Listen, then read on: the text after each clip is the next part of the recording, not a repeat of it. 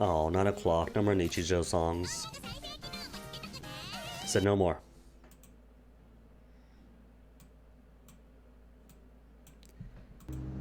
There we go. Now it's Sunless Time.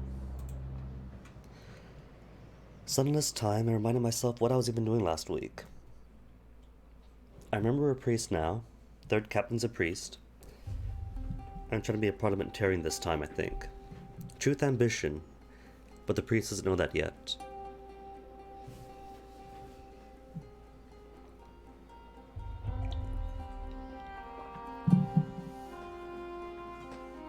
Eggmonger, what do I even have here? Bank has an egg. Any prospects? Seeds for lustrum's free colonists. No. Munitions for the parsimonious chairman. 3 packed crates of munitions. Well, as it stands, this captain, being the Anglican priest he is, isn't entirely hostile to the Tackities, but isn't hostile to London either. Still a good patriotic lad. So 3 crates, got it. What am I carrying? Nothing. Cool. I can see right here.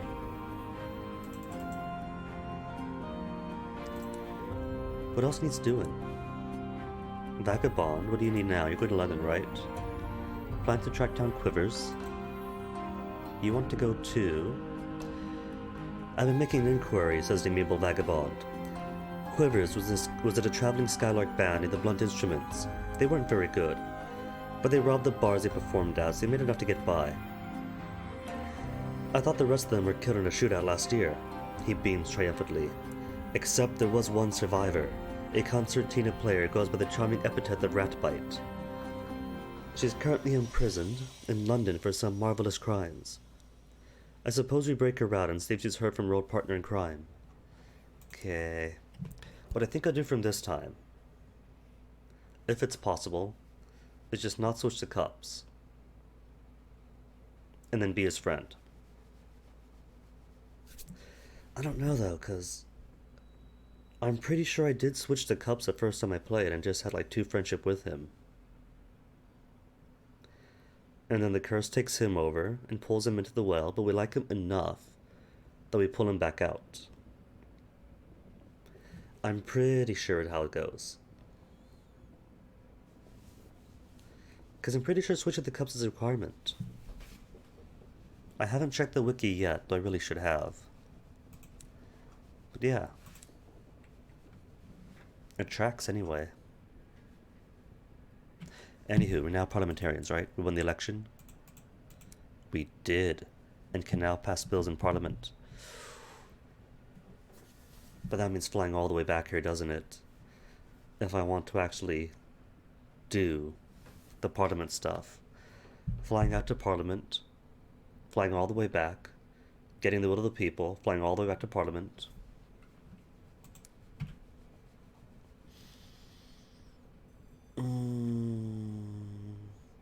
Oh well.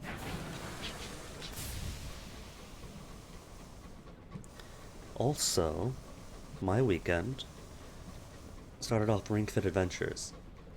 And it was only half an hour each day, just a few levels at a time.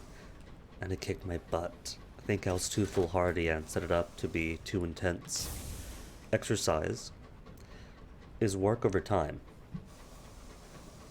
So, if you were doing as you said before and just walk at a treadmill to Skyrim for an hour, it's a lot of time, but not much work, so it wasn't a very good exercise. And this is kicking my butt at the intensity it is. But high intensity for 14 minutes probably is not as effective as, say, little less intensity for half an hour or an hour. But extra foolhardy is setting it up for channel points.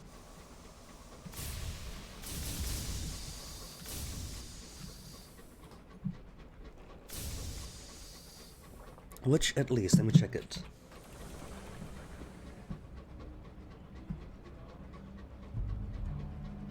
Okay, good. It works, but limit of 3 per stream. So I don't kill myself too much over it. But I'm a bit worried, because Comcast tends to be Comcast, and if Comcast itself out, and one day stream turns into 2, does that reset it? It probably does. Takati Scout, what's your name? Alternative Diplomacy. Cute name. Alternative Diplomacy.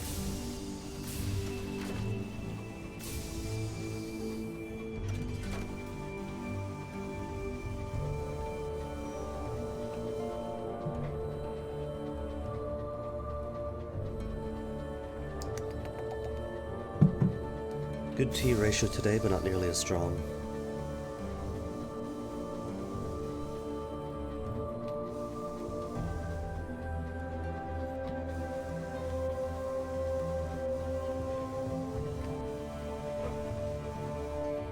Oh, that's right. Totally out of facets, aren't I? 17, level 17. And finally chose what this priest's background is. Cool. I gotta remember to leave one left over for the Brazen Brigade. Because part of the Truth Ambition does require you to join one of the factions in or around Pan. Well, hello. Oh, looters. I see them. That's what they're attacking me. Because that counts as looting. Didn't know. Just an innocent sky captain doing my thing. Don't erode my faith.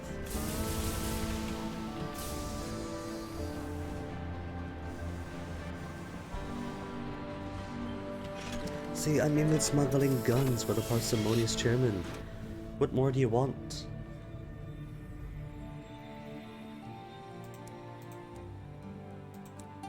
Right, bizarre. I know how to play the game, promise. Stained glass. Could do a stained glass. 360 only. Well, at least it's 8,000 now. 10 fortunes of stovepipes thriving. 150 experience, more supplies. Reputation where company's curious. Tackity's tolerated. Alright, I'll take the glass then. Plenty enough space for it.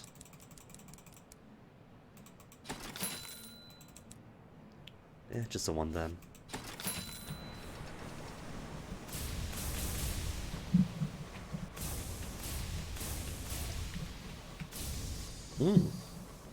And the priest hasn't yet done Brabazon, has he? No, he hasn't. Started off in Pan, because that's where the previous captain retired.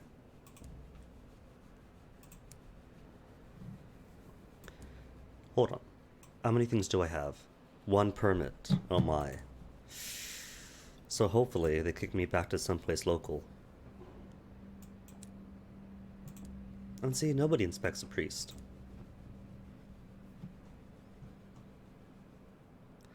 A crewman swears he saw something vast stirring in the sky deeps, and raves about a many-eyed burrower to any who will listen. Which drops my terror.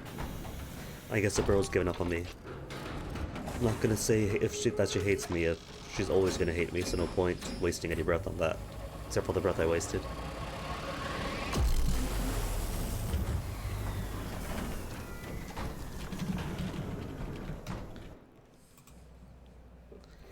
In the Blue Kingdom, you may encounter conviction of the Sapphire King.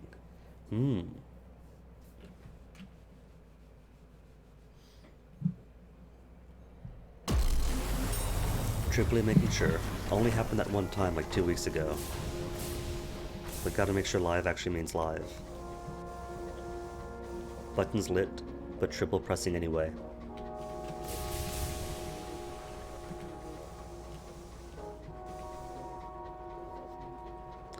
Oh, foolish me, totally forgot. That's my kitty. Who found that? But I forgot that I got full speed.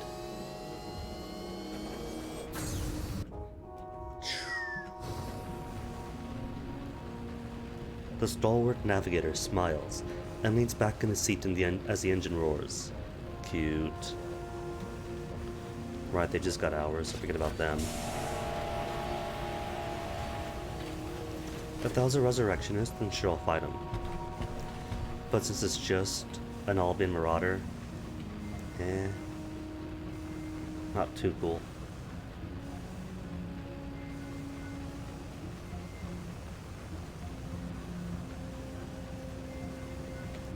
I won't dig this right. If I chose to go down to Purduance. Is that Pearl? If I chose to go down to Purduance and free the, what was it, the Macabre Counselor? Or somebody else's daughter? Whoops. Keep forgetting how to play.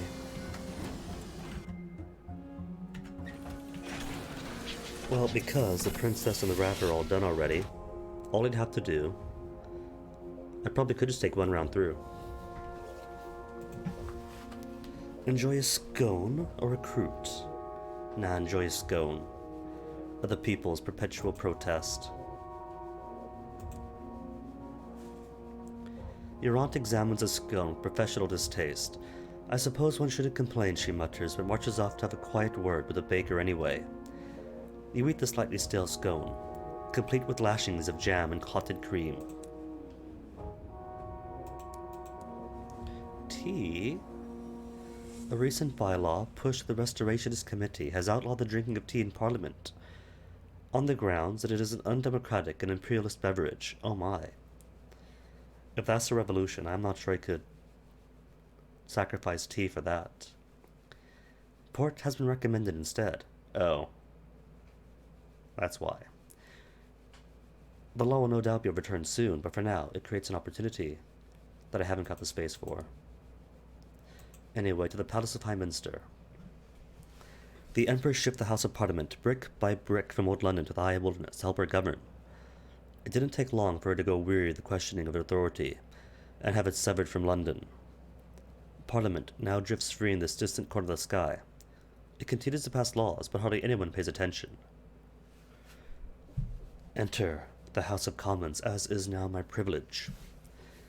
A pair of particularly tough clay men guard the entrance. They never blink. Only ministers and MPs are permitted through the entrance. Ministers and MPs like me's. The wheels of government continue to turn, but its halls have seen better days. Most are green tinged from decades submerged in the stolen river, during that unusual historical interlude when London was stolen by bats. Water still drips from an unseen reservoir damp. Even so, the house remains a hive of favor trading, drinks promising, and constant debate. Take over the Department of Albion Affairs. A loquacious civil servant strides up to greet you. Ah, Minister, right on time. The loquacious civil servant glides through the labyrinthine house with an ease it took a career to acquire. This way, Minister. Do step over the drunks of the hall. Journalist, you know. Old habits die hard. Ah, here we go. Your new dominion. He pushes open the door. Your new department's carpeted floor squishes underfoot. Almost nobody glances up as you enter. You are, after all, just the next minister, in a long chain of distractions to their work. You have taken note of the will of the people. Cool, so I don't have to go all the way back to lesson just yet. Good game design. The parliamentarian path will require lots of back and forth, but for the start of it, you've already traveled far and wide to win your election. So jump right into it. Give the player a taste of it. Wolfie, hello. Raiding first thing in the morning, madness. Let me give you an SO, buddy, even if it's just the 23 of us.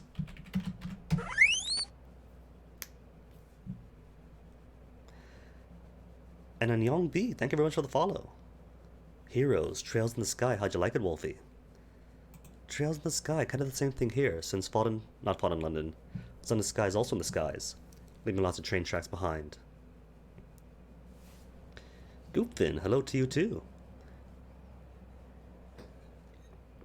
The Department of Albion Affairs is a windowless, airless place at the top of many staircases.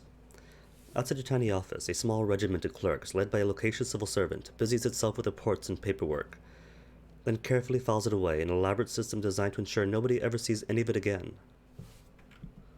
Kelly Drex, welcome, welcome. Been pretty good here, Wolfsy. Had a nice weekend, got into a ring fit, so partially dead from that. How's yours been? Good weekend for y'all, I hope. Consult the civil servant? What is my role here exactly? Can make a law, right? But first, step by step. What is your role here exactly? The short version. Minister, the traditional vocation of both this office and one in your esteemed position is to take upon your duty and indeed burden of establishing and integrating new legislation of beneficial yet cost-effective nature for the pan-Albion citizenry with a twin focus on problem elimination and controversy avoidance paradigms. 1. The greater efficiency we demonstrate at this, on at least a prima facie basis, the greater slice of the budgetary pie we allocated to our department, and the greater parliamentary status you personally, Minister, shall enjoy, too.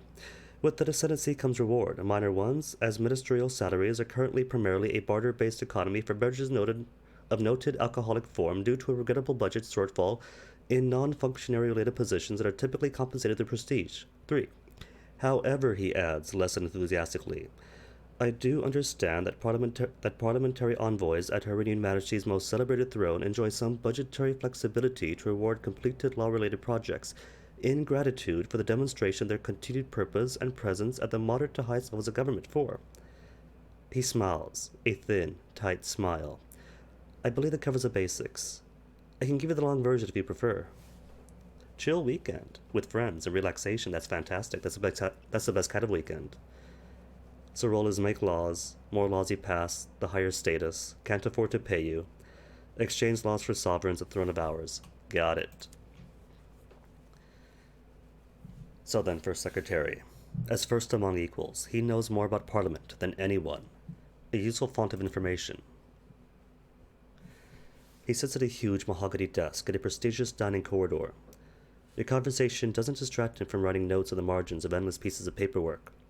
He pauses his scribbling, only to sip from a large cup of stone-cold tea. Him and me both are cold tea buddies. Or to scratch his head with the pen's long silver nib. This game is Sunless Skies. It kind of follows in the same Fail Better universe, taking after Fallen London, where bats brought London to the ocean below the world. And in this game, they've launched out to the sky to invade the heavens on trains. So it's all the British imperialistic stuff, but in the world of Cthulhu things. Parliament here was part of Space London for a while, but Victoria got a bit annoyed with them and physically cut them off and let them float into space. Ask about the state of Parliament. Where's the Prime Minister? Shouldn't they be running things? Very good question, Minister. Unfortunately, our illustrious leader decided it would be better use of his time to take a boat into the flooded cellars, where the wine is, you know. I'm not sure how many bottles are there, simply awaiting a net, but they say the deeper you go, the finer the vintages that one might find. I suppose I switch to the search party when time permits. Until then, I really must finish this paperwork. And the political situation? Nobody seems to have any party affiliations here. Ah, you noticed, yes. These days Parliament is split among rather less productive lines. We have a committee for radical sovereignty devoted to finding even more inventive ways to cling to the Empress's mighty skirts. The subcommittee for public restoration would be happy to see her gone, but has yet come up with any workable plans. Finally, the select committee for Chiltern Hundreds likes things as they are. With all three pulling in their own directions, it is no surprise that little gets done around here. He pauses. You may have wondered why I was so eager to bring some new blood into a little family. To wit, yourself. I trust you now have an inkling. Now, fail better games tend to be wordy, because stories are their bread and butter.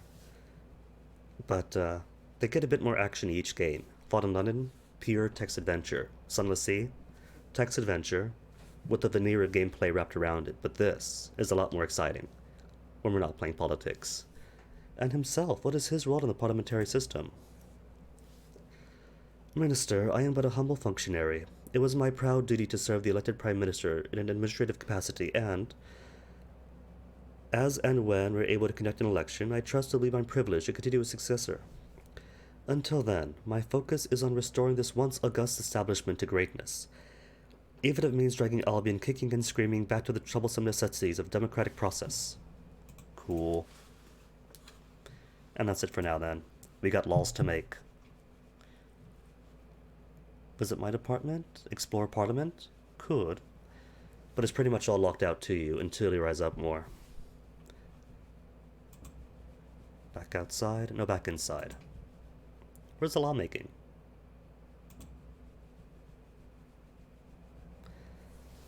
Parliament's green-stained halls are hardly what they used to be. 40 years ago, when the bats dragged London deep beneath the earth, its new cloaked masters stripped the place of its gold and finery. Only the two houses themselves, the Commons and the Lords, have been properly refurnished. Everyone else makes do. The journalistic lobby has set up a basic printing press in the Estrange bar, with the new ministries established in any spare room or corridor. Occasionally, between drinks and debates, some work gets done. No, not there then. For secretary? No? Right, my department maybe. There we go, and I can make a law. Time to get down to business of government.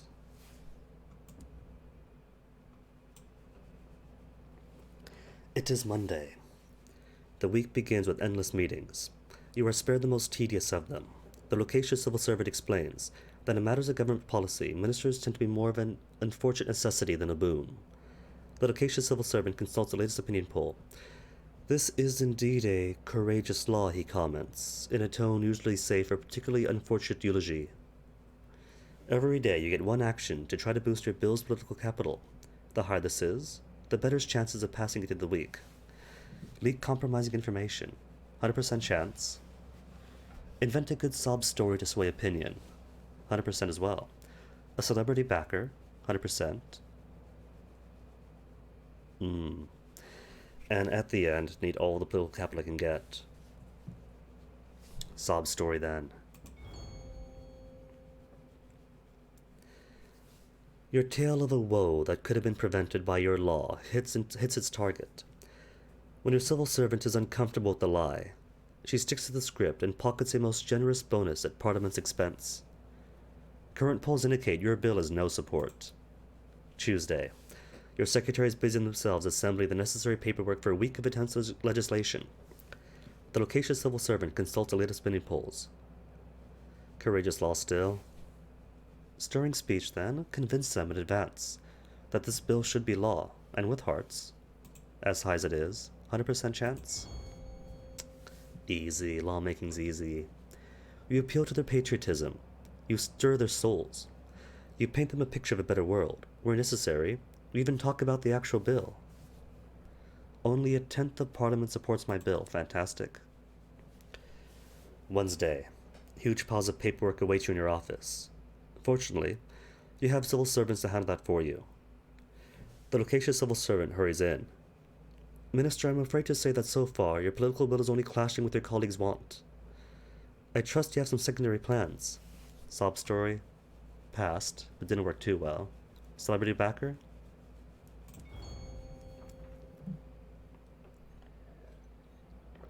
There are no celebrities around, but one of your civil servants still has a signed picture of the beloved Kashmiri princess from the days of old London. Some careful scissor work, a manufactured quote, and some decorative trimming later, and your campaign is a figurehead that none can argue with, and who hopefully will never find out.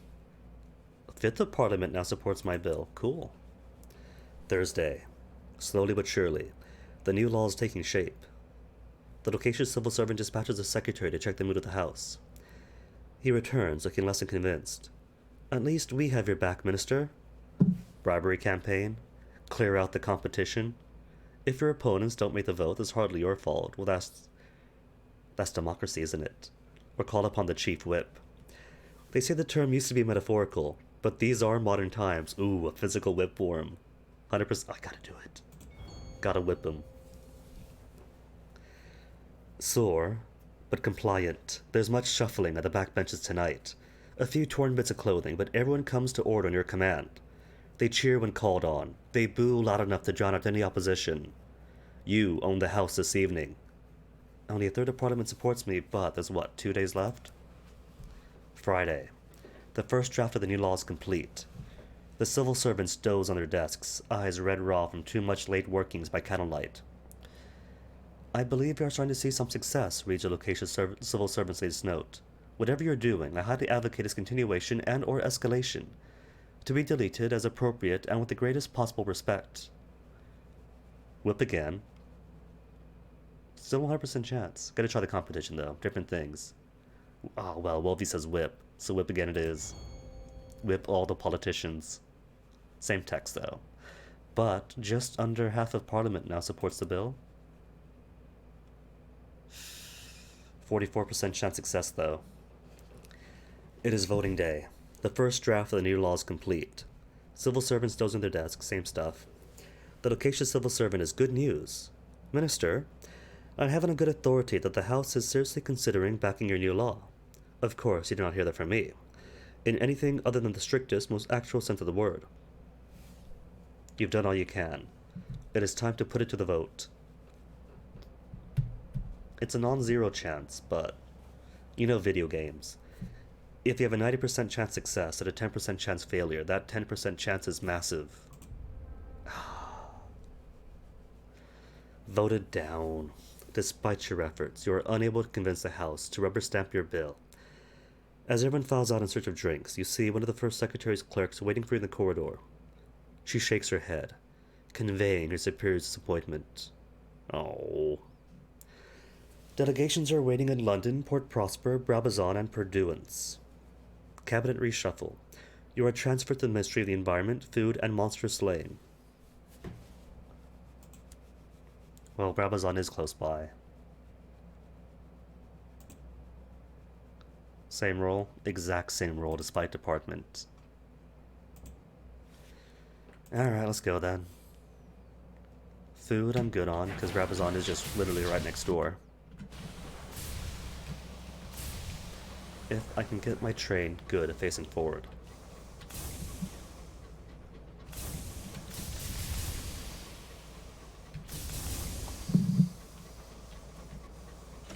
You know what I got that Great Western Rail doesn't?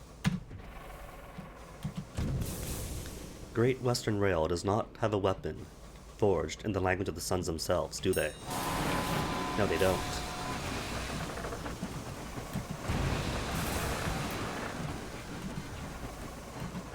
Keep missing. Get it, it's Monday, but still. Ah, there we go, direct hits. Starman and Explorers defeated. The crew of this weathered engine has been driven mad by the winds of the stars and the things that haunt the sky. Any survivors, though? You explore corridors whose walls and ceilings are daubed with unfamiliar constellations. At last, you find a cabin barricaded from within. It holds a crewman who seems lucid. He begs to join your crew. Your crew aren't sure. What if the Star Mana seizes him? Sure, we could use more experienced hands. Gains terror, but that's okay. Your crewman is grateful. He worked with feverish intensity, eagerness to please, with the first signs of obsession provoked by surfeited starlight. Your crew take no chances. Someone watches the newcomer at all times. That's fine, though. I've got 0 nightmares, so any nightmare is okay. Except as far as nightmares go, I got the bristly mustache guy twice in a row. There's like 3 or 4 nightmares that the game can give you. But can't really explore my options at the same one each time. I'm considering that this priest's ambition is to seek the truth.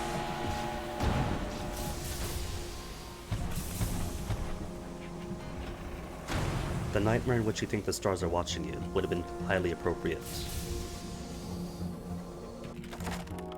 Hull repairs? Nah, I'm good on. Slim class blocks of what? Hours? No, Courser Nectar, cool. For the longest time I stopped fighting Albion Marauders, because all they would give me were barrels of hours. Constantly, each and every time. And each and every time they would spill over in the hold. And somebody would have to lose some time to clean it all up.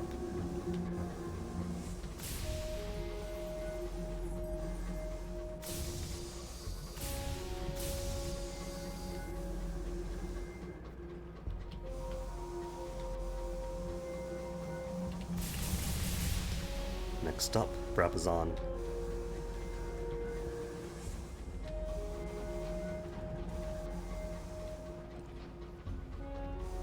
Oh, but of course, Wolfie, get all the food you need. And bring some for me if you can.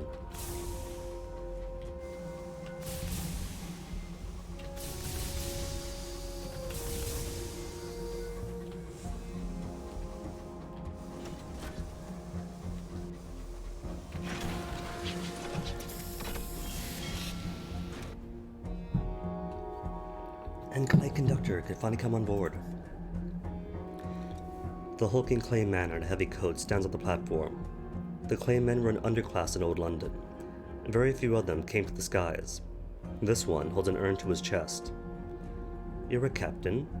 You can perform funeral rites, he says, nodding to the urn in his arms. Then I want to travel. He pauses for a long moment. Then, as if feeling something more might be expected, I could help out on your engine. Sure, recruit him. Couldn't before. 'Cause new captain, you don't inherit any of the possessions, so I didn't have the 3 sky stories as common as Zoar for him. Say a few impromptu words about death in the sky. Skyfarers are accustomed to impromptu funerals. You ask the conductor where he would like to hold the ceremony. He looks about, confused, as though he hadn't expected the question. At last he comes to a conclusion. Here will do, he says, indicating the crowded thoroughfare. You and a few of the more respected of your crew gathered for a brief funeral. Everyone has at least something in black. You offer the expected phrasings before pausing for eulogy. The clay conductor shakes his head. You do it, he grunts. Well, this captain's background, he was a priest. I'm sure he could do something for it. Say a few words. You're sure you could exemplarize something.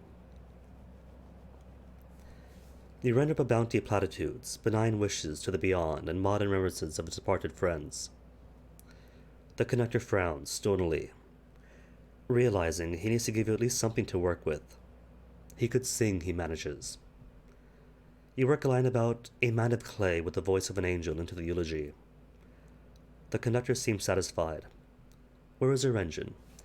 I am ready to assume my duties. The conductor picks up the urn and heads off in the direction you point. Clay conductor, let's say hello. The clay conductors take it up a berth in the back of a locomotive. He has made no attempt to personalize his cabin. All of his things, including the urn with his friend's dust, are stuffed into a suitcase that sits forlornly on the floor. He performs his duties with plodding diligence. He keeps up with the maintenance of the engine, ensures things run as you wish them to, and ostensibly looks after the crew. He does not socialize, and when not working, he keeps to his bunk. Spend time with him. Perhaps he would appreciate a visit from his captain. No one else talks to him. Yes. He doesn't look up from a large volume of sheet music. Slow hymns drift up like the drifts of continents, made for the melody of the plate-shifting earthquakes. You attempt to engage him in conversation. He responds to this with reluctance. He is content for the moment. His days have been tolerable.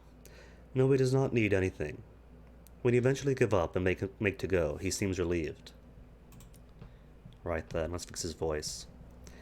You overheard him attempting to sing, but he gave up quickly. His voice was gravelly and out of practice. Some nectar might help lubricate the vocal cords. And luckily, just got some coarser nectar off of that one marauder. The clay conductor fetches a spoon and several lumps of sugar. He mashes the lumps into honey, then gargles a concoction. When he is done, you wrang a little of his past from him. The clay conductor was within the clay choirs. His dead companion was a very talented clay chorister. I have hopes of finding someone with as good a voice again. One cannot be a chorus alone. I've heard tell of a clay man in the most serene mausoleum.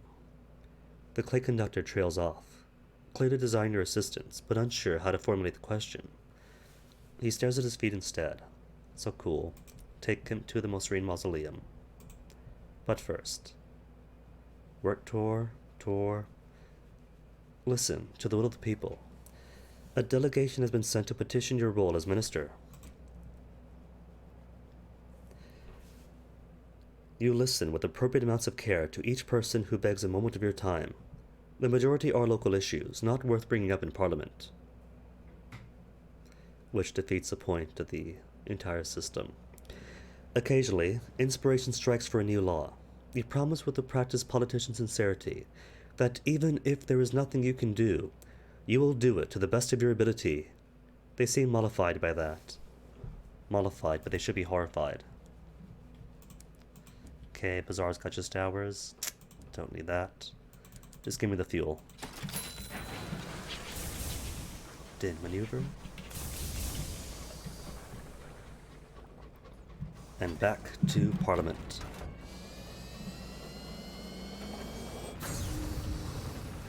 If this law passes, then I guess it will stop by the most serene mausoleum on the way back to London.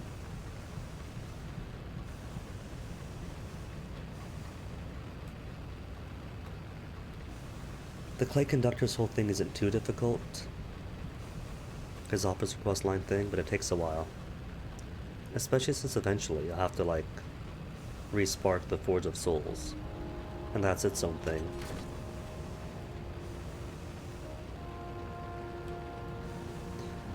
And if I recall correctly, the last time that I finished his quest in a previous lineage, got the Carrying Conductor.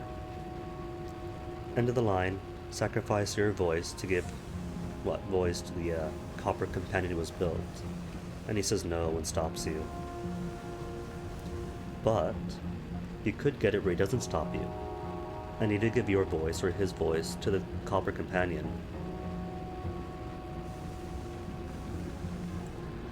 But kind of want to see what happens if you're allowed to sacrifice.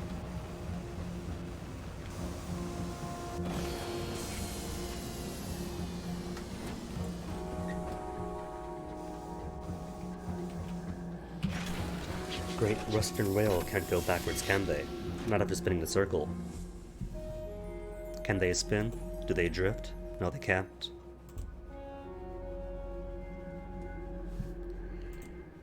Ministerial Department, let's get more laws going. Alright. A voyage to the Flood Cellars. Leak compromising informations. Define your rival with a generous act. There are things you've heard, things you've learned, that could cause them trouble. You'll ensure they cannot be shared further without requiring anything in exchange.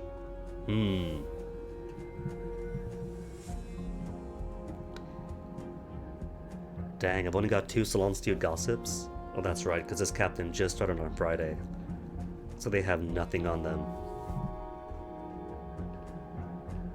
Alright then, be generous with our gossip.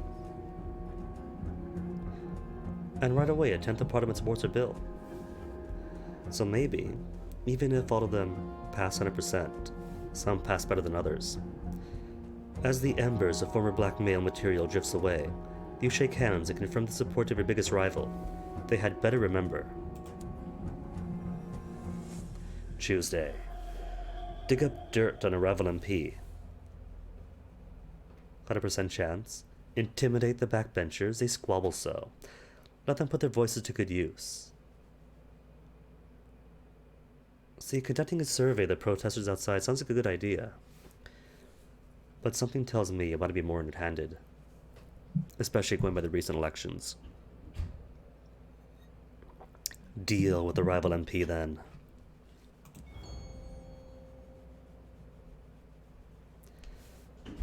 Your clerks of ministry come through with style. You just have to wait for a quiet moment with the fellow, where, as a friend, you persuade him that another most uncivilized MP is about to release details of his recent visit to Magdalene's. He leaves in a hurry. Quick progress. A 5th of Parliament supports already, where last Tuesday was only like 1/10. Stirring speech, more dirt digged up, scare the house with a tale of terror. Fear has always been one of the best political motivators. How many tales of terror do I have? 9 in all, and they only need 1? Take it then. Still only a 5th. Oh, that's not too good. You paint the fascinated MPs a tale of the wonders and hardships outside the parliamentary cocoon, taking care to sprinkle in a few embellishments that they seem to have when they seem to be on the verge of dozing off. It may not all sink in, but they won't quickly forget the gory details. Didn't work out too well. Backbenchers then. Intimidate them.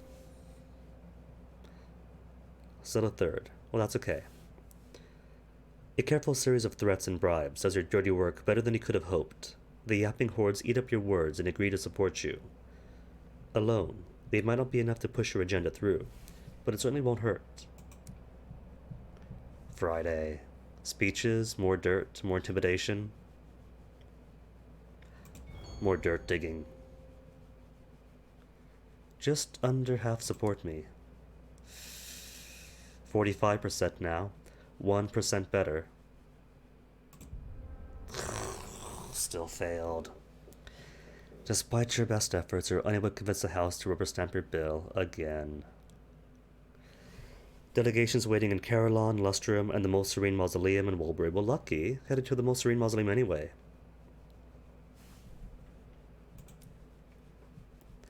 Okay then, back out we go. And this is part of why Parliament takes a while, if you want to follow up that quest line. Everything else, lots of running around, gunning stuff down. But Parliament's a lot of back and forth. Try for law, fail law, go somewhere else, get rid of the people. Try again, maybe pass it. Skyfarers, exposed to the haunting light of the stars, are prone to sudden obsessions and erratic behaviors. Someone has been making subtle amendments to your navigator's calculations, presumably in an attempt to alter your course. The culprit is discovered to be a reticent engineer. You demand an explanation. She once encountered the storm that speaks, like we all did, and we're all perfectly fine. And it spoke to her in voices that she thought she'd never hear again. Ever since, she has been trying to find it once more. Well, if that's all she wants, we've been there. We can take her back to it. Back to work for you, though.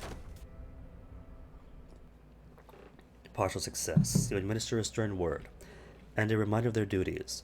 They return to work, but their obsessions continue to prey on them. Your locomotive's efficiency suffers as a result. That's alright, though. 8 feels plenty to get to the mausoleum. And they sell both supplies and fuel there.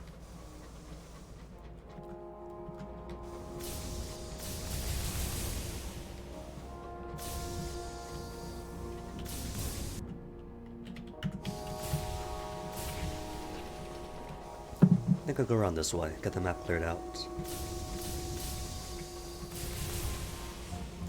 And deranged dreadnought.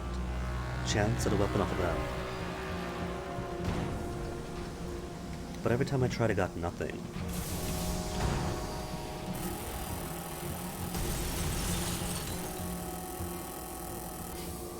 Tears? No, no tears. Just glass or search the crew cabins. The deranged dreadnought's rapid aggression is stilled now. Thought it was stifled for whatever reason. Your lights reveal glassy groves encased into sections of its ravaged hull. But the battle has shattered them. They spill across the sky in a plume of shards and dust. Well, more glass is more glass. Clad in your sky suits, you and several crew locate a wide section of glass contamination on the dreadnought's underbelly. But as you gingerly pry it free, a hairline fracture begins to spread across it. The hull groans, your crew panics. Work faster? Nah, I'm bad in it. And get everyone to safety. You scramble to safety as the hull splits and the glass shatters into a spray of razor-sharp shards. You retrieve some larger pieces, which might fetch a few sovereigns in port, and retreat to your engine with your lives in the story of a close call. But here's the thing though. Right, 62%. I'll accept it then. That's a pretty big large chance of failure. So partial success is okay.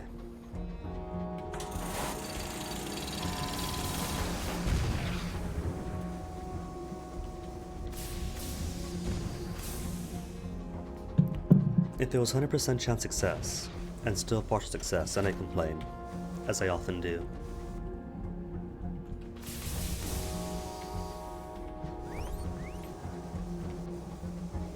Cavi, any egg? There is an egg, straight ahead even.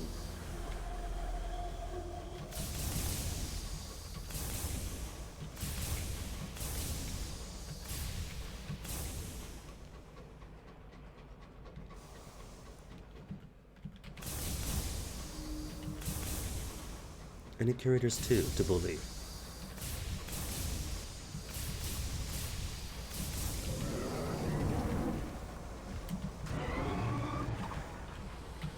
Oh, he's stuck, is he?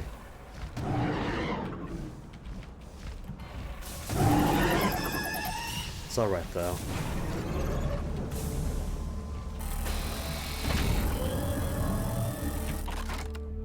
Next one might be more ambulatory. All just artifacts.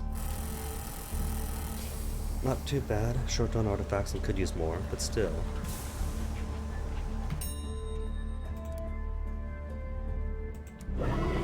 More curator. Kinda made me jump, like spawned right on top of me.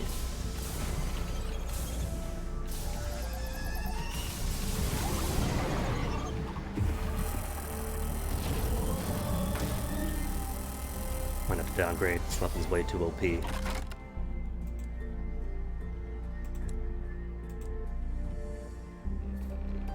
Just more artifacts. Like I said, not the worst.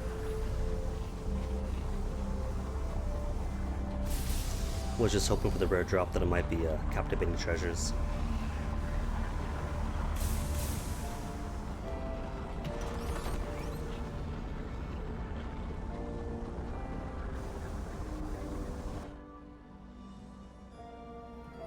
And something found straight ahead.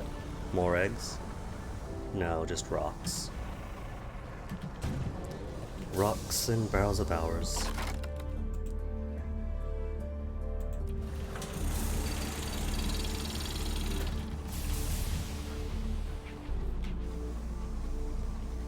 But usually, last time I played, there's usually like what? More marauders up this... What did I say about ours? Always spill. Morale is strained, and someone has been careless. One of the barrels in your hold wasn't secured fastly enough. It has split, spitting the precious hours across the floor. Already, the hour's insistent melody has begun to permeate the engine, melancholy sorry. And your clocks are becoming erratic. Get the whole barrel full out then. Some of the geodes are cracked. The safest thing to do is dispose of them quickly. And don't miss any that's spilled out. Or order your crew to collect every single hour. It will expose them to stray, solemn hours and spooling of the hold. But waste not, want not. Particularly since this priestess found the truth ambition, and that's going to be like hundreds upon hundreds of hours. The crew is set to the task and emerge to the hold 30 minutes later, with 2 days stubble and faces worn with solemn lines. The geodes are back to the newly repaired barrel, safe and sound. Oh wait. Terror 66. Could use a nightmare about now.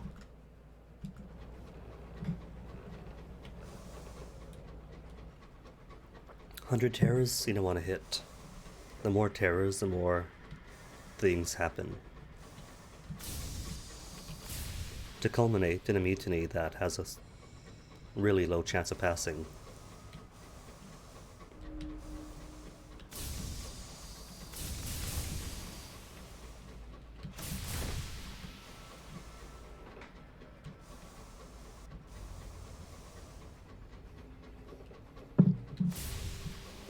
Hey, it's the old sun that apparently London killed.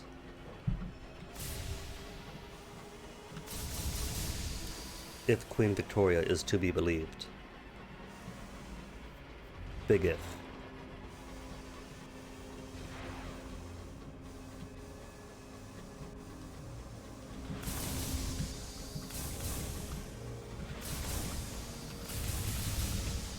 Where's the box for this thing? There it is. A windswept habitation. The Enterprise of Albion does not rest. Its skies are littered with the abandoned constructions, derelict factories from its earliest foundations, homes that have yet to be lived in, workshops for industries that have proved irrelevant in the heavens. Here stands a chimneyed factory dating to Albion's foundation, and long since abandoned for the rats of the mold. Take leave, rest. Crew could use rest. Search party. Most of the factory's been picked clean by scavengers, but something of value may remain behind locked doors or beneath fallen rubble. Irons only give 70% chance success. See, that's a good thing. Not a poor chance success. But 70 takes the orange dice. And yet everything 71 and higher takes green dice. That's deceitful. Rest then, recover. The factory is sooty from an old fire that once swept through it. It still smells damply of smoke. Some of its floors are flooded with stagnant puddles. Others piled boxes of unidentifiable rusting components. You find a dry brick-pillared chamber and settled in. A stoker breaks out her harmonica for a minor terror drop. Still 67.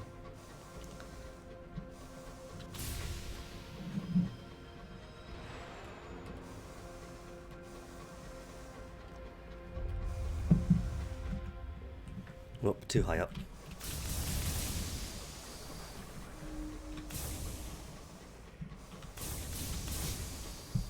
And aren't Mammer's gonna trigger anytime soon.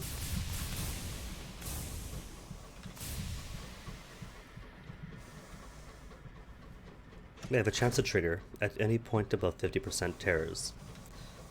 But, anytime now.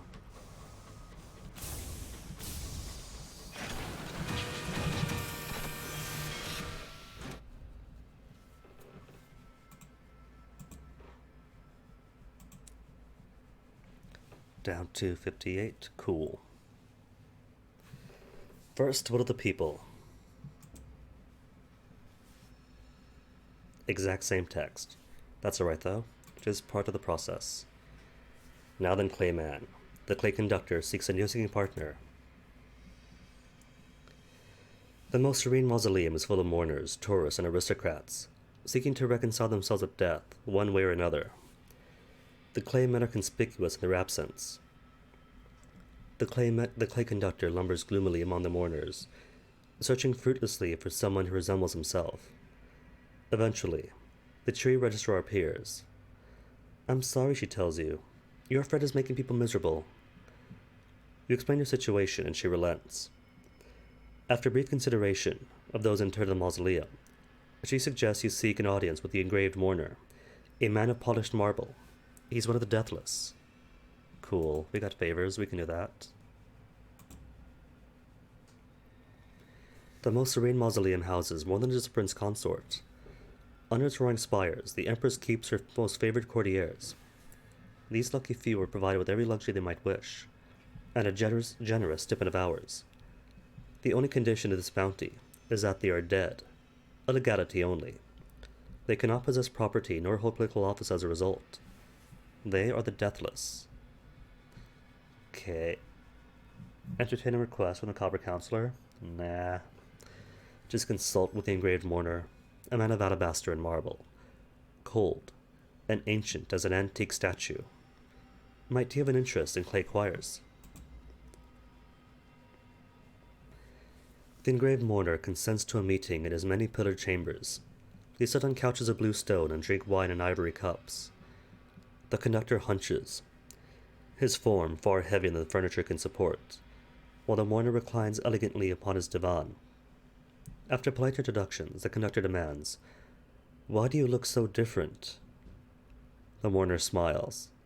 "I was built for a purpose, to guide, to shepherd, to travel. It was deemed I should be pleasing to the eye and ear. Now, you want to hear me sing?"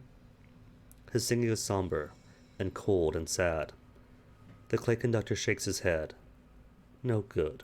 Too much like the sky. You make your excuses." Lost a favor. And alright, while I'm here, Macabre Counselor's favor, or his request, wants me to find her daughter for the Heart of Perduance. Okay.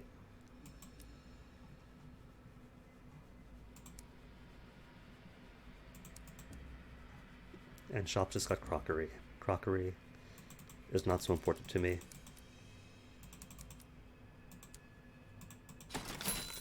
Cool. Till then.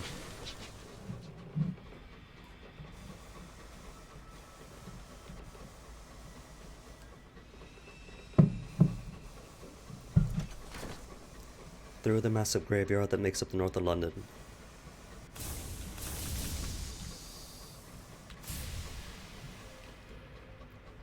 Which, given the area, we might find some resurrectionists.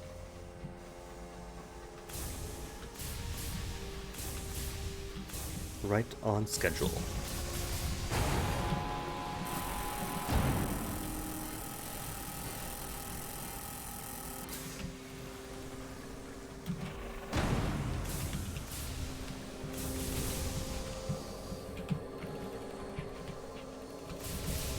Not if I could aim. Come on. Just hit the line. Hit the shiny thing. There we go. A resurrectionist deceased. The resurrectionist hot memoriam. Plundering its graves for corpse goods and cadavers. They sell the valuables to pawn shops and the bodies to disgraced scholars, deranged artists, and grisly collectors. Investigate the bodies. 83% chance success, so gonna fail it. A cabin is packed with gravity sky ice to keep it cold. Corpses hang. Oh, success! Just to spite me. A cabin has been opened to the cold for the better preservation of the dead. The resurrectionists keep their handful of corpses admirably catalogued. The old dangle with the old. The young hang with the young. A neat logbook records their provenance and items collected. One savage secret and 2 tales of terror.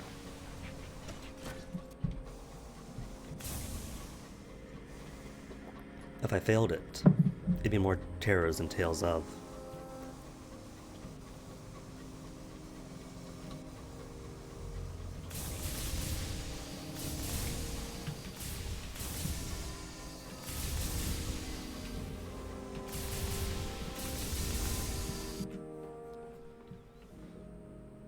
Did I get the port report?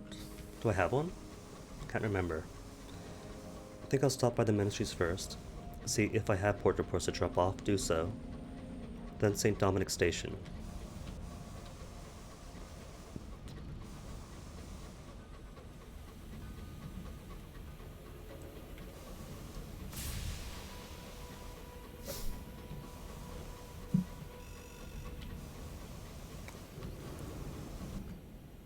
Whoops.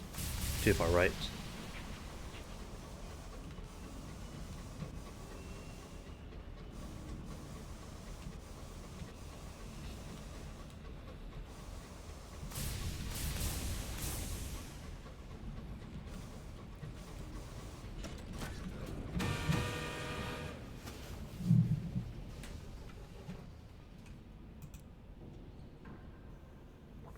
No?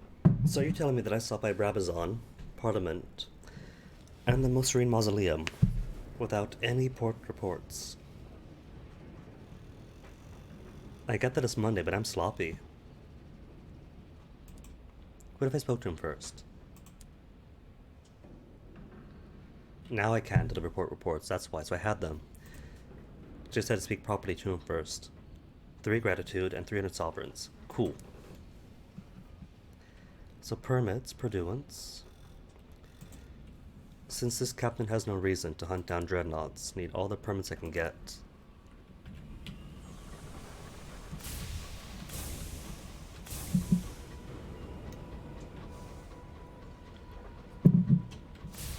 And the best source of them is to hunt down dreadnoughts and monitors.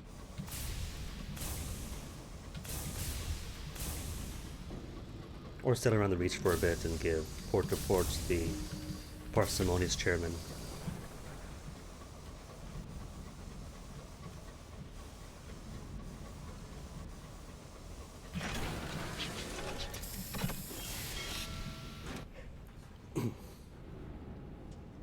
Vagabond, though, wants rat bites escape. And I do have a cryptic benefactor, but I still haven't actually ever done his complex, ambitious heist. Guards will suspect, hours have the hours, cage catches. But only 46% chance success given Veils. Huskers Veils. Gonna try it. If I had better stats, you're plus 10 Veils. Hearts and Veils, full Veils. How about you guys? Mirrors, hearts, irons.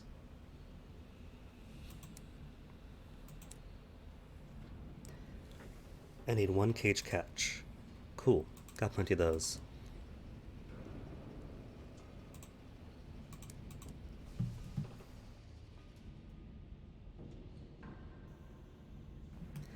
The Vagabond has managed to procure blueprints of the jail where Ratbite is being held. He's excitedly planning a pointlessly intricate scheme to get her out. It involved disguises, distractions, the extremely irresponsible misuse of hours. and 2 separate explosions. 77% chance now. That's only a 23% chance failure. You sit out the vagabond and help turn his wild plans into something more feasible. Success? An audacious affair.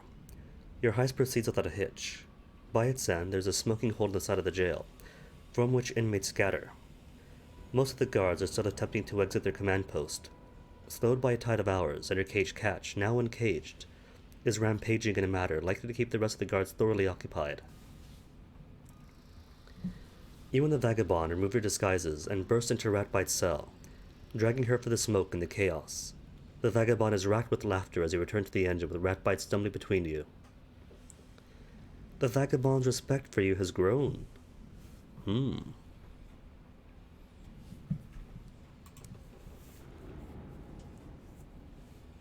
If you did choose to just use the cryptic benefactor, we just put in some favors, and the vagabond gets denied his fun and he gets to be grumpy for a bit. But cool. Haven't ever seen that outcome. What prospects do we have? Firearms for Parliament. 3 carefully packed crates of sufficiently dangerous munitions. Could do. And books for the Sun?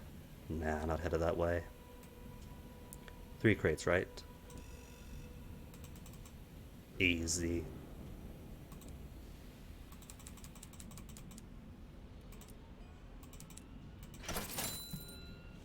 Anything else to do here while I'm here? St. Dominic says nothing. Except for the smuggling thing, now allowed to smuggle. Steam and Sapphire Yards. Bookkeeper, repair locomotive. Nah, it's nothing then. In that case, back to Parliament. Maybe now I'll actually get a lot. Right, forgot. Switched around my officers for the sake of stats, but didn't switch them back. First things first. What do I have up? Irons?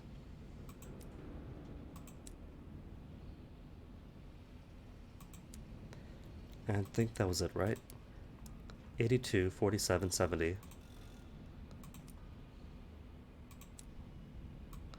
Put you back on, you back on.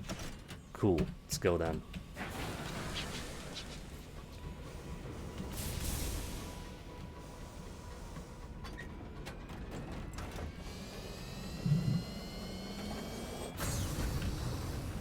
Full speed in the narrow corridors that is downtown London.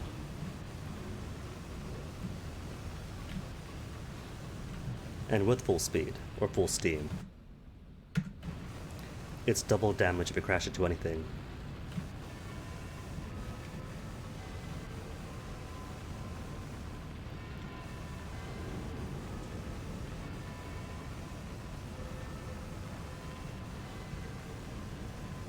Which isn't too bad. For the most part, things are pretty spaced out.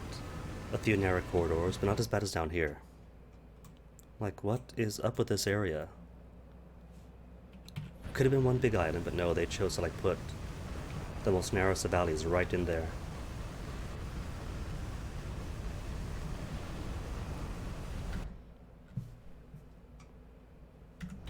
Nothing exciting either, it's just there.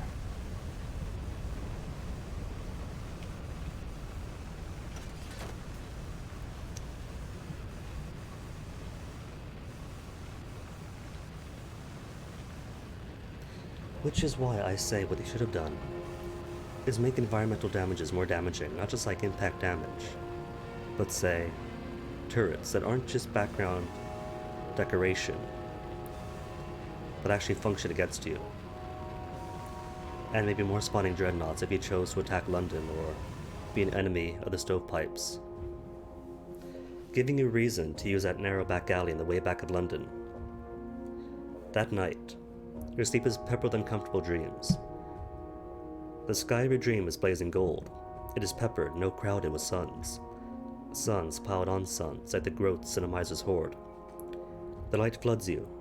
It shines through your skin and blood and meat, picking out your branching veins and slender pillars of your bones. Is there no more to you than this? You wake, seek company, make sense of the dreams to trade 3 terrors of terror for vision of heavens, and gain more terror. Commit your dreams to the captain's law to gain terror and a tale of. 100%, 100%. Make sense of the dream. Tales of terror are common anyway. It gnaws at you. It recalls certain eerie tales you have heard in the sky. Perhaps they fit together like the pieces in a perilous puzzle. More terror gained, but only 53. And I could use more nightmares. How neatly the tales in your dreams fit together. But the revelation is not a satisfying one. It only hints at something grander and more terrible still. Because if these awful things are true, then the world that permits them must be more awful still. I mean, we just passed Brabazon Rock World, so how much more horrific could it be? Poor? In debt? Lame? Homeless? How about you get sent to a massive factory the size of a planet, where you live and work for decades within minutes, till you're old and decrepit and broken, and then you get kicked off who knows where, if and when you pay off your debt to society. You know, American prisons but condensed.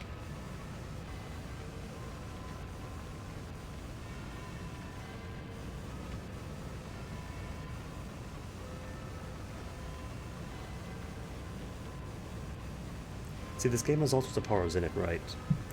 It's got, like, monsters that exist between death and life, and fade in and out of existence. It's got curators, massive devours of the dead, horrifically merged between hippo, peacock, and crocodile. But nothing more horrifying than business at London. At least I think so.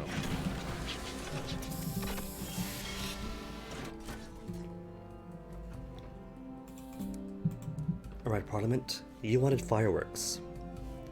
A zealous Undersecretary is already planning next year's Guy Fawkes Night, a vital celebration of parliamentary democracy and high explosives. He wants the festive fireworks to be seen and heard all the way in London. And we'll pay well, we'll take 'em. The Undersecretary asks probing, inexpert questions about the yield, lumens, and decibels of her delivery. I want them to rattle Her Majesty's China, he admits savagely. Well, the payout might have been weak, but one-time small inspiration. Could use. Okay then, next attempt at law.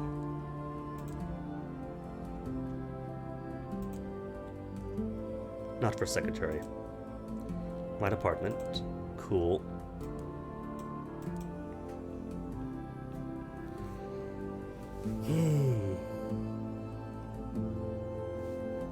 So far as 2 failures in a row. And I think I'll blame the Tales of Terror for that one. Dirt on the rival MP. No support still, so maybe it's random. Starting speech in the House. You will convince them in advance that this bill should be law.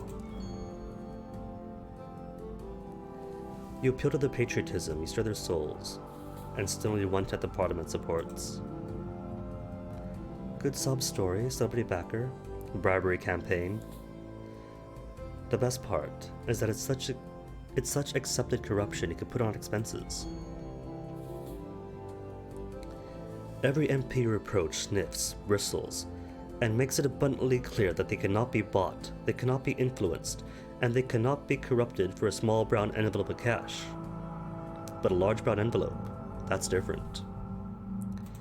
1/5 supports. Avoid the flooded cellars.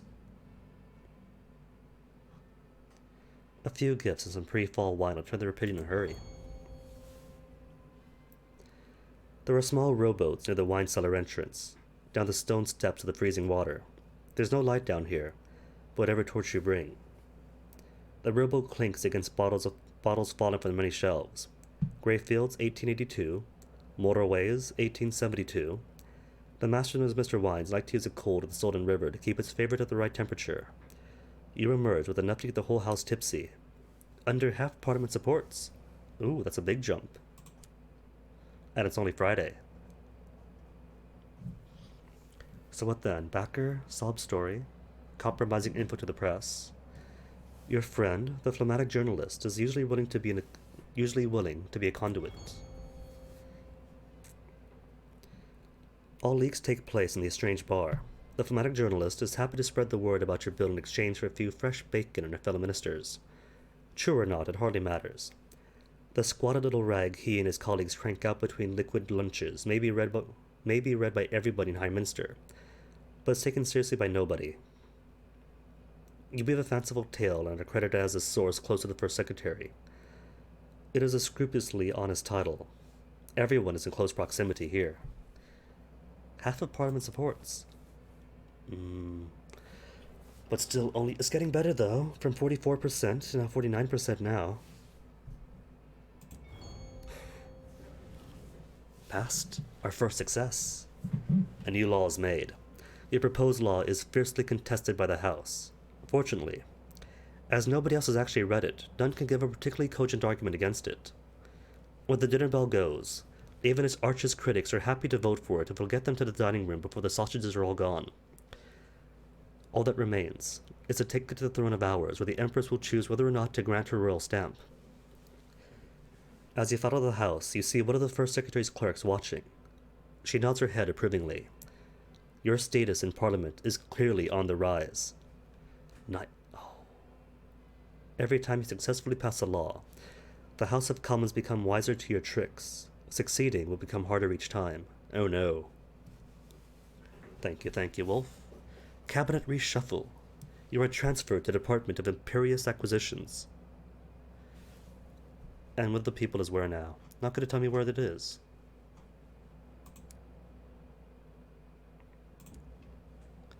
What are the people? Not going to say.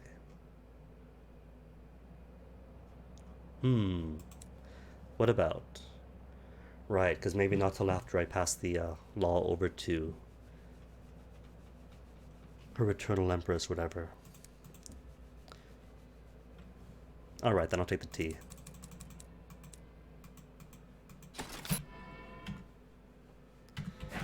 Back to London then. By way of the Tower of Chimes. Ouch. And maybe the quick stop by driving school.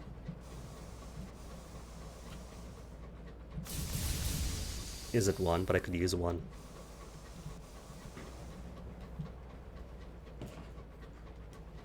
Oops. 14 people on board, right? And apparently, I'm the only one that can pilot it.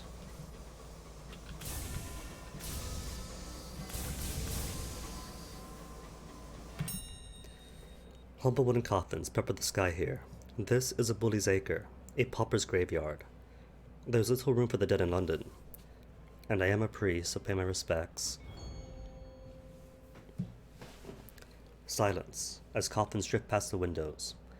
A stoker removes his hat. And no ambush, cool. That's how many times now, and no ambush in the bully's acre. It's fantastic fun when you go by there, say a prayer, drop terror. The described spinster or something pops out to bring it right back up with change.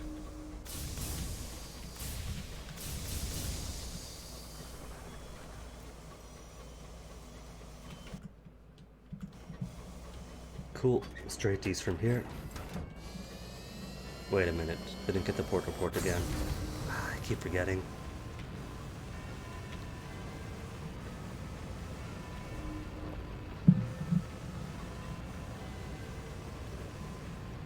I shouldn't really keep being so lax about it. Port, don't... Fantastic flying dreadnought. Like I keep saying, the Reddit memes about how the Tackety Scout fly. But those dreadnoughts are the worst now. The Tacketies used to be bad. When I first played last year, they were like wasps, just glittering everywhere. But now they're downright sober.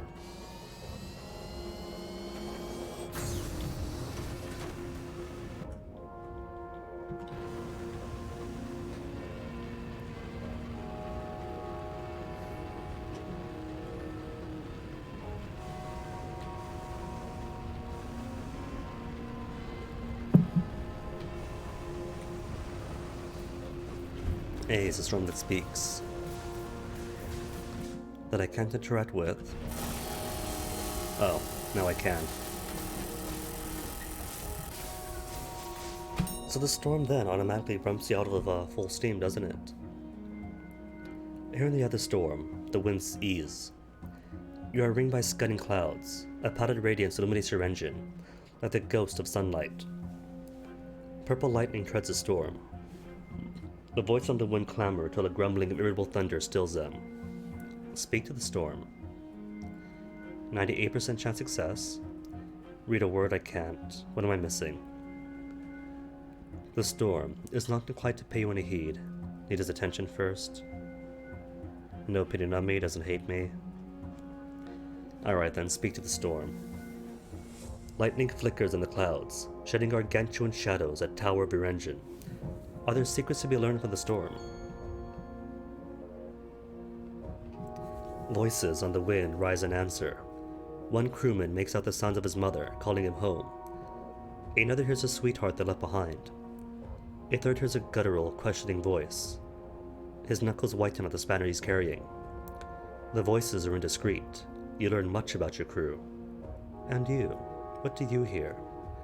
You search for a familiar voice among the clamor. There. The voice of the Bishop of Southwark, roaring a condemnation of the temptations and iniquities of devils. 15 terror gained. Dang. Leave then. You fasten your straps, fire the engines, and head back into the winds and thunder and lightning. Oops. Stop my how to fly button.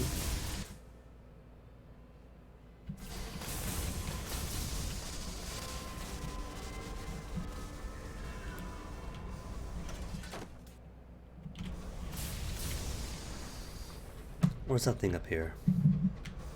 Another wreck of civilization. Here's a tenement of empty houses that has never been occupied. It rests quietly beneath blanketed dust. Search for something of value. 100% chance success. Do it. In the parlor of a half-furnished house, a stack of bronzewood planks lean against a wall. They still gleam as brassily as the day they record. Cool, 2 bronzewood. Can never have too much bronzewood. Even if I've done most of the things that call for bronzewood in bulk, such as the Fatalist Settlement, the Transit Relay from Albion to Etheria, is still a good mid-price commodity. Better than seeds and crockery.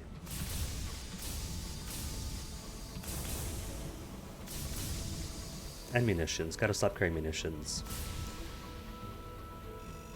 If 3 crates of carefully packed munitions only gets me 380. At a prospect even, so what's the point?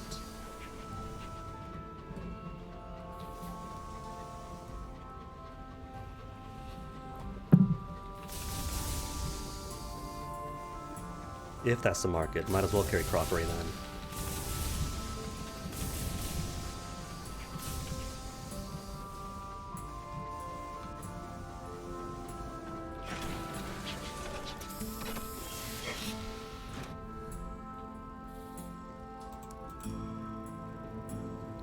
Books for the Clockwork Sun still. Hours for the Royal Society. Nah, they're both too far away. Just claim them, get rid of them. So some better thing could come in the next time I buy. Hand in the new law at the Throne of Hours. One of Her New Majesty's servants awaits you. Perhaps you will deign to give this one of her royal descent, enshrining your hard work into official Albion law. You present the new law in its ceremonial purple cushioned box, not to the Empress, of course. The servants whisper that this is for the best. The last time someone disturbed her, she became displeased.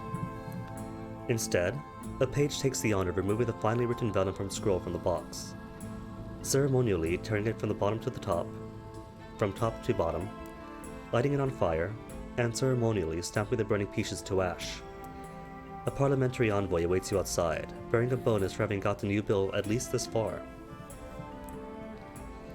Delegations are waiting in Magdalene's, New Winchester, and Port Avon. Oh, that's all in the reach.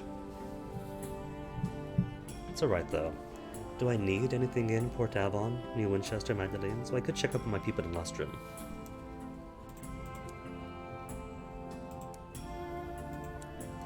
And speaking of, what's the play conductor want next? Why was he so rude to the engraved mourner? He's defective. Plain to hear, no wonder he lives surrounded by humans. If they only knew true clay music, the conductor grimaces. He directs her attention to a crumpled brochure. It is for Magdalene's House's Small Comforts of the Reach. Any company the weary skyfarer needs, we shall provide.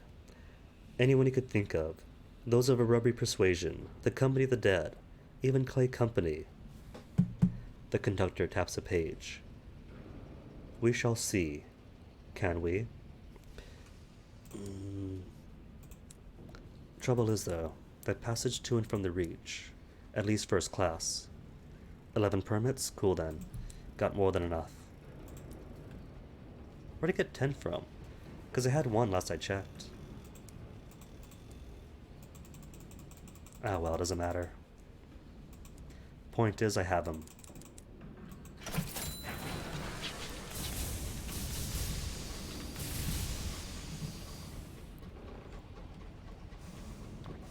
Back to the Reach then, to more civilized skies.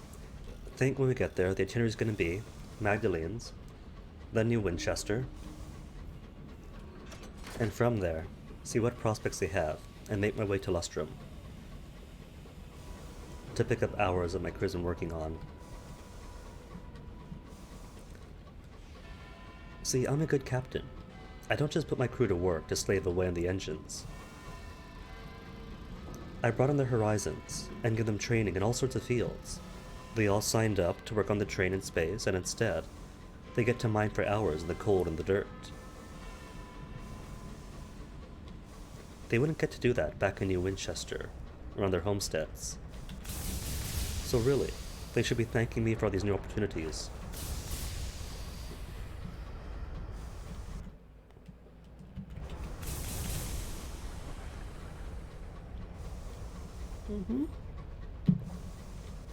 They should be singing my praises just like that.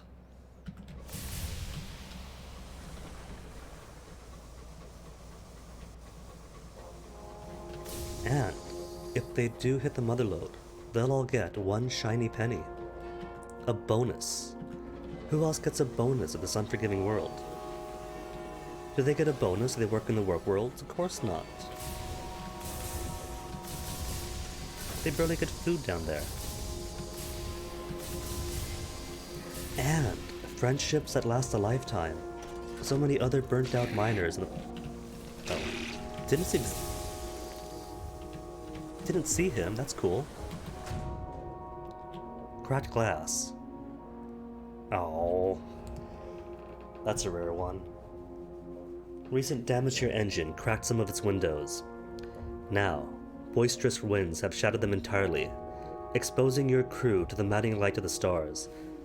And I don't have the extra panes of stained glass on me. Replace the broken windows if I had some stained glass. Manufacture stained glass spectacles if I had stained glass. Since I don't, all I can do is take a very low chance, 40% chance success, to just leave them broken. Your crew will have to endure the lights to starlight, and the drafts until you reach port. Somehow succeeded. Which is still losing crew, but still could have been worse. Could have lost more crew, maybe. The port corridors are washed with luminous starlight. It is no surprise that some of the crew are struck down by maladies of the mind. One of them raves at length about the things they saw in the starlight. The imagery lingers with you.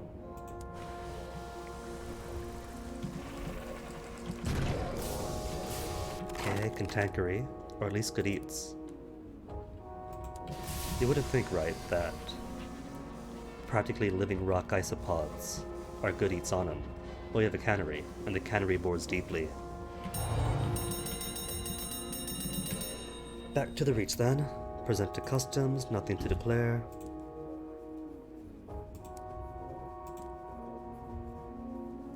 And first class to the reach.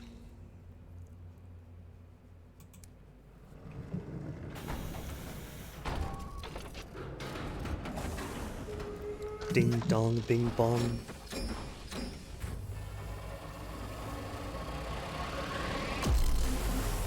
Goodbye barbarism, hello civilization.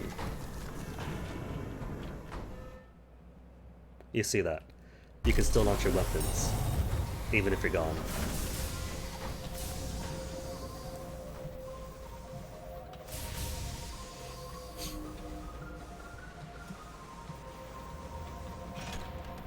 What about settlers? Any settlers from Port Prosper want to come out? Nobody, no. Take me to Ledbetter and stand around H Reserve. I'd love to see the wilderness, from a safe distance, of course. Excellent, I'll stay every way then. You'll hardly even notice me. Any luck, and you forget why I'm even here. Tells me that this settler's going to be a, whatchamacallit, criminal. On the run. Port report first, thank you. A performance of the Gaudy Widow. The vaudeville theatre tends towards either quaint or vulgar, or on good days, both. Located at the edge of the West End, overlooking the bridge, the Gaudy Widow promises unpretentious delights for the most of the family. Although out of fashion in London, the broad amusements of pantomime and vaudeville still carry favour with the well-heeled of the West End, though they are, of course, careful never to intrude themselves too much. She's behind you, a poster reads. What japes? Enjoy yourself. Retain your dignity. You might even venture a comparison to Molière, if you feel moved to comment at all. You can see the business with the lower admiral is amusing. You accept that the vicar being behind the curtain is unexpected. You nod your head appreciatively at the parallels between restoration of the patriarch to his family estate, and London claiming her space in the skies. Your applause is dignified, your restraint noted by your companions. Tolerated by the prosperous What about? Dog time? No dog yet. Random if that festival pops up, and if it doesn't, then no dogs.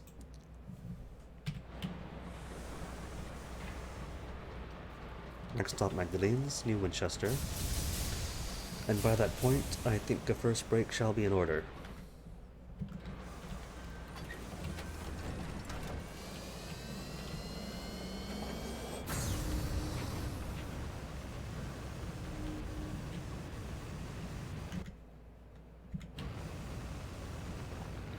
Okay, next exit after the spur again. 83% chance. Ocker fogs rise above the locomotive. The air requires a caustic copper tang. Your driver complains that they can't see a damn thing. The burrower's breath, they murmur. The fog persists all day. That evening, a gnarled crewman visits your cabin. The burr below is displeased, he informs you. She expects a sacrifice. If you wish it, he will arrange it. See, not only is that horrifically sacrificing my crew, but only for a 70% chance success. It's not very guaranteed. Decline. Find your own way through. Drive blindly through the fog. You take the helm in order half steam. Your engine crawls forward, vast shapes looming around you like the giants in a fog. Sky rocks, ancient ruins, slumbering leviathans. You steer a precarious course between them. And after an hour, the air clears.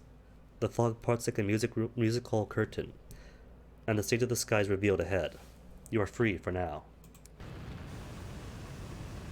And yet still at full steam.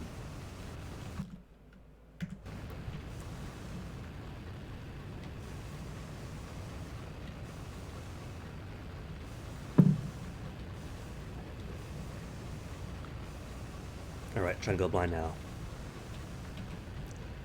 I'm not going back to the map, just seeing if I remember the way. This exit, then straight on up should be. Look, it's a face. Got a nose, an eye, bit of a lip, prominent brow, cheeks.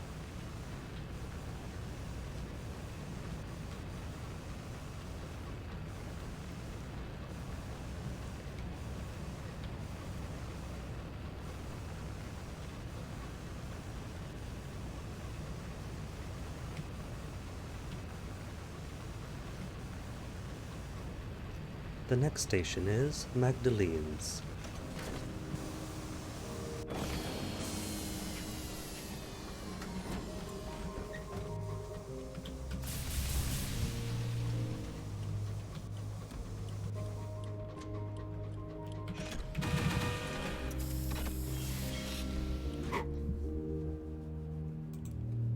Anything here? Port report, right. Can't ever forget it. And, that's right, forgot, that they want this package back.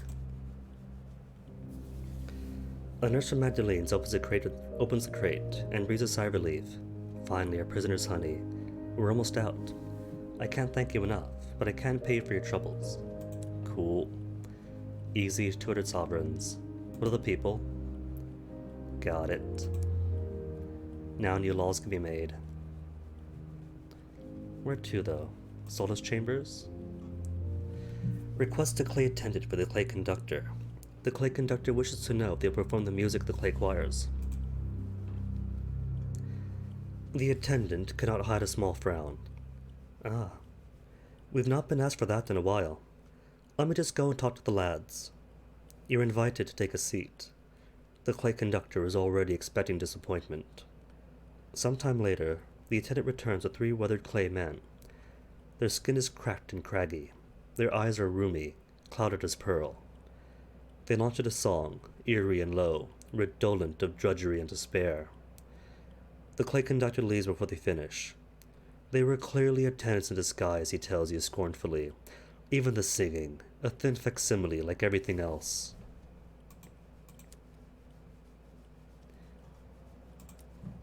And nothing else for me here unless keepsake market. Old journals? Nah, that's just gossip.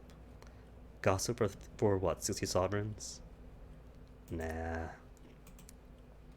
What about bazaar? Just munitions? Sure then. It's cheap. Then to New Winchester.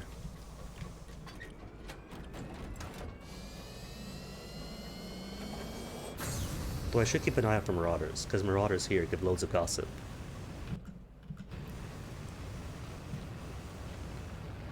So if I see some, I should engage. Even if it takes more fuel to turn around for them. And speak of the devil.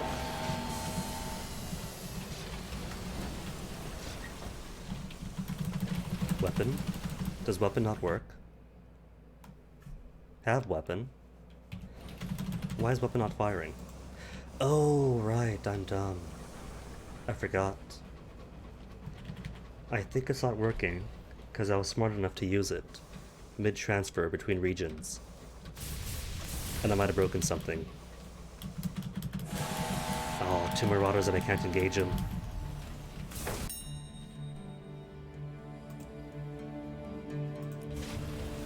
Three marauders even, oh my goodness.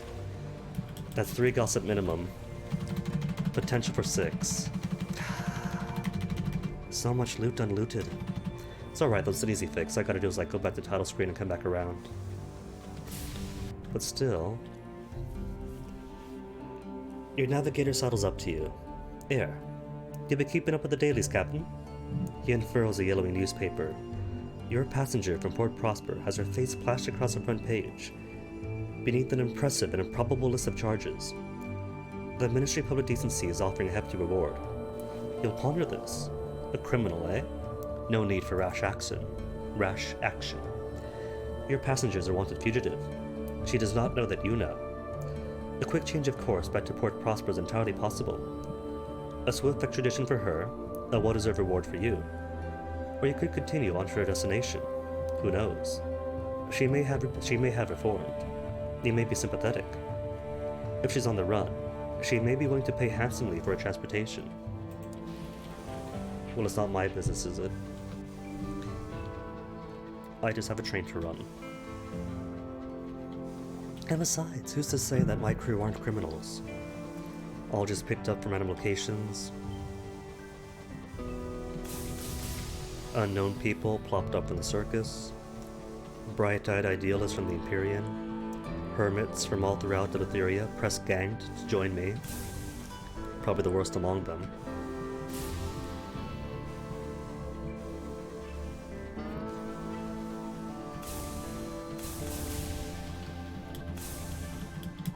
What if? What if I remove the weapon, then add it back on? Probably won't work. The thing on the mantelpiece. You're in possession of a certain otherworldly artifact. It has begun to appear persistently in your dreams. Never prominent, but always present, set innocuously on a mantelpiece. Half hidden in a shadowed corner, carried casually by a loved one. Oh no, we have standards, there are no lawyers here. Smash it. It'll trouble you no more. Reduce chair by 50, and gain +1 nightmare. 3 purposeful blows of the lump hammer, and the artifact lies in pieces. You sweep the remains away. The crew are pleased. Yours weren't the only dreams the artifact had insinuated itself into. When next you dream, you're in a field of vital chrysanthemums. The artifact is there too. No longer discreet, but vast. Vast as the face of a mountain, its shadow white as night. Which is a fair trade-off. Terrors drop way down, and all you get is just one nightmare. Though granted, some nightmares do have a chance of dropping your stats permanently. But first, it's bathroom break. 1 hour and 42 minutes in, and I gotta pee. Give me a second. And because one of the downsides of Sunless Sky is that if the music stops, the music stops. You get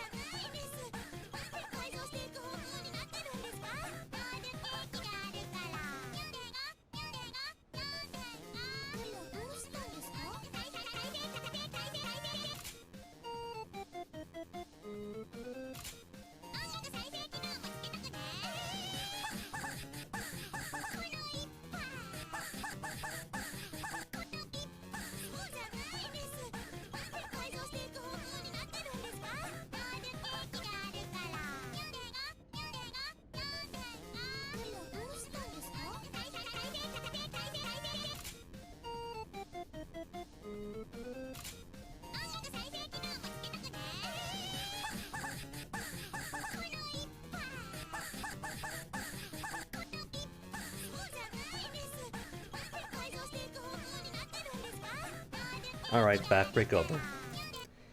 Dropped off water, got water refilled. So back to game. Repairs? Gotta. Can't give me more broken glass if there is no broken anything. Right. Bazaar.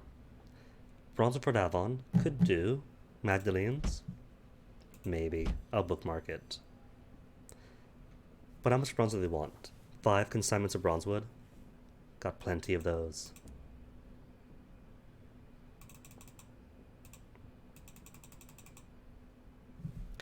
Cool. And I think that's everything, isn't it? Yep, that's everything. Down locomotive on Hybris. But Hybris is all the way in the north side. With nothing interesting nearby, so nope. Not gonna.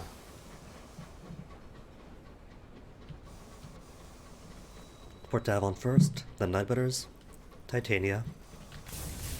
Maybe Carillon, onwards to Lustrum, then back and around. Because after all, playing the parliamentarian game now. Gotta pass all the laws. Previous captains only passed like 1 or 2 laws and gave up and went to more fun things. But there has to be something good at the end of the tunnel, after all. Isn't there an achievement for it? Hold on. Not Steam stuff, getaway, private conversations.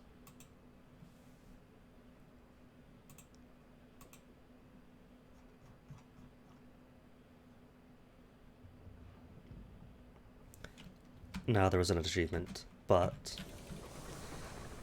there is an option for the Song of the Sky. If you do max out the parliamentarian quest line, it becomes one of the things you can write about. So there is something, it's just a grind to get there.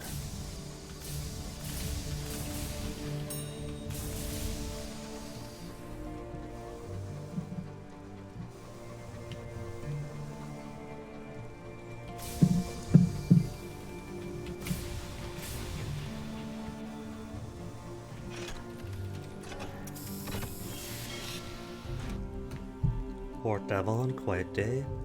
Give me all the cheap fuel. Gossip, nah, just a port report. And am I out?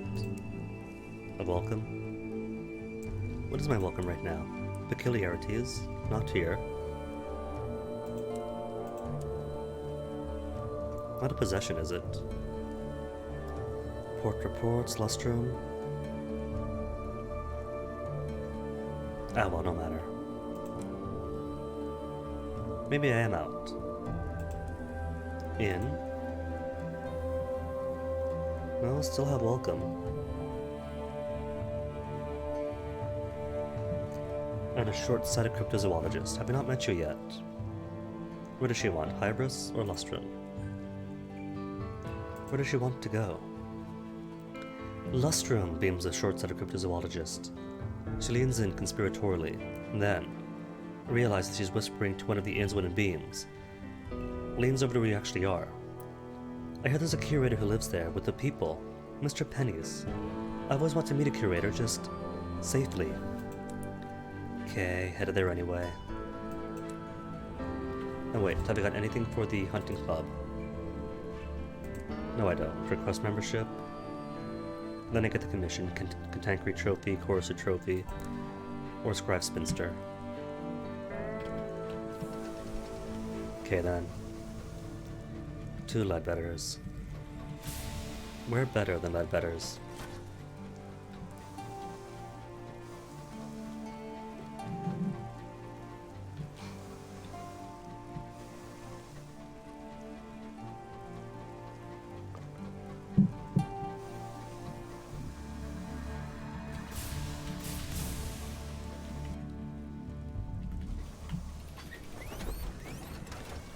One of these days I'll stop fat-fingering the guinea pig.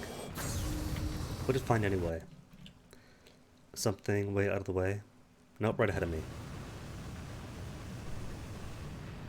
Probably a chorister hive. Given the area.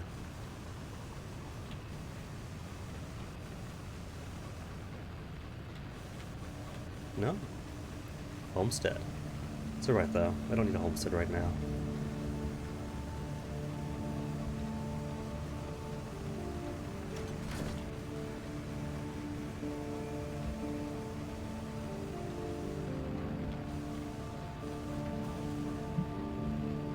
Besides, could be cannibals for all I know.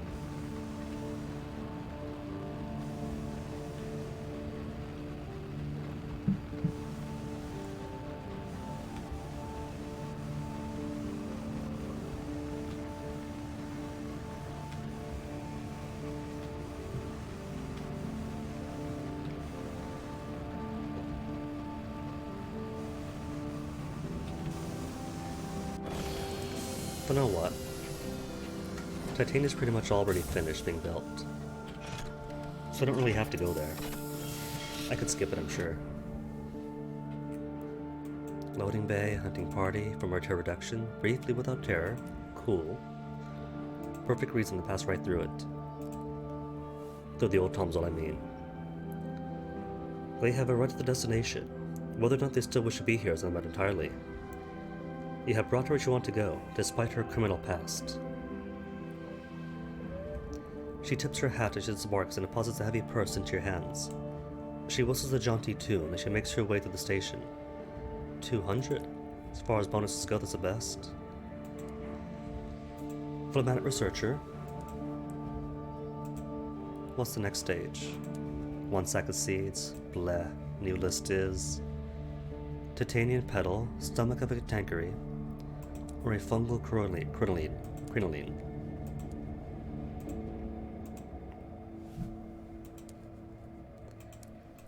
Okay, and more teas. Got loads of teas back in the bank.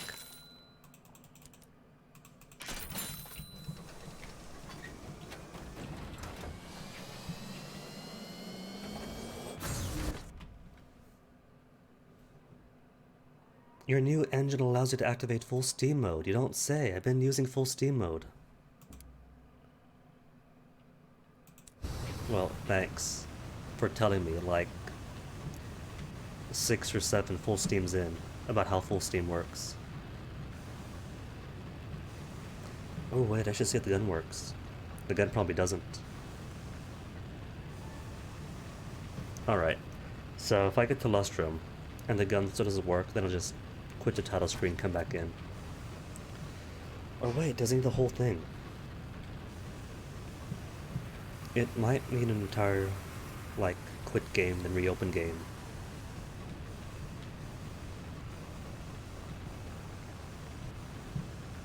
Guess we'll find out, won't we?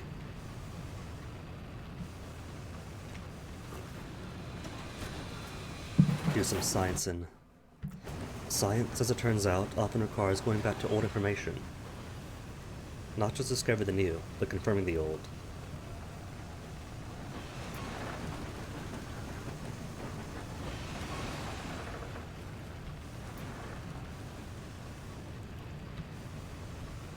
Excuse me, Tacades. See, you never see dreadnoughts down here patrolling the area, despite this area swarming with bees and star-mounted explorers. The rare curator and scribe spinster. Look at this fellow. Star-mounted... Oh, that did not hit. Like, you don't see the dreadnoughts down here, despite London insisting that they have dominion.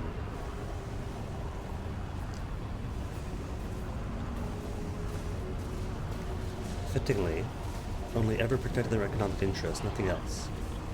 Not the homesteads, not the people.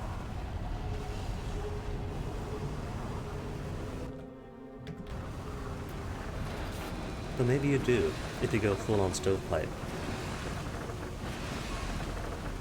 And I've just never seen it, having not been that reprehensible.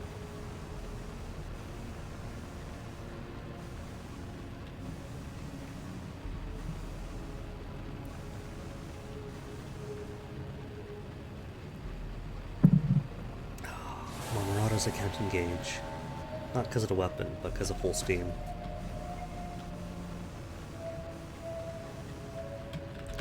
No drifting, no engaging.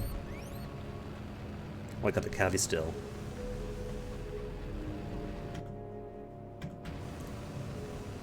Could still launch the scout at full steam. Surprise us back and take the wins. Or the speed up. Thanks, Tackety Scout. Guess that gives me an excuse to check out what's here then. And confirm weapon still does not work.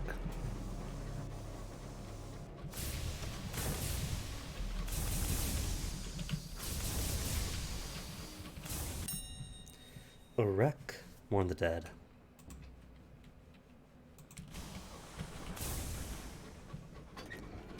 No ambush at least, which I wouldn't mind. Just can't fight back right now.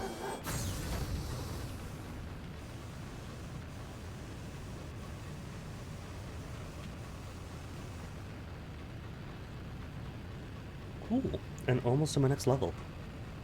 How much further? Not too far at all. 1 or 2 more fights and should be it. If I could fight.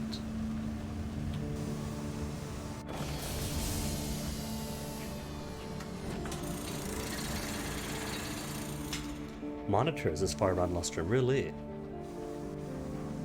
Wait a minute, speak about monitors in Lustrum. I didn't get the port report for Ledbetter's, did I? Port reports. Magdalene's. Nope, missed it. Oh well, what's one port report? It's just 1 gratitude, 100 sovereigns, it's no big deal.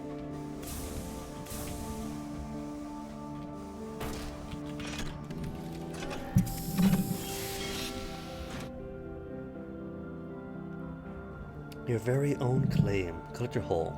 Your crew takes a break. The fruits of their labors are barreled up and ready for inspection.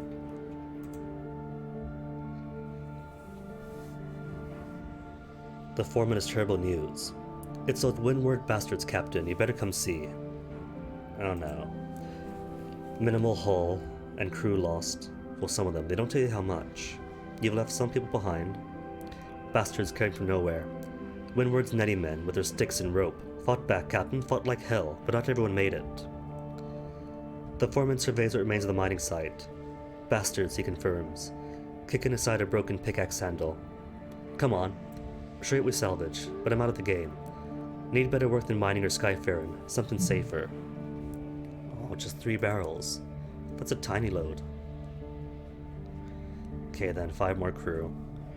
That'll knock me down to 8, which is my safe minimum, but it means I can't use the engine's full steam mode. Nor the speed bonus. What if? Currently, as far as I know, the more crew you put on, all that affects is how quickly they produce more hours.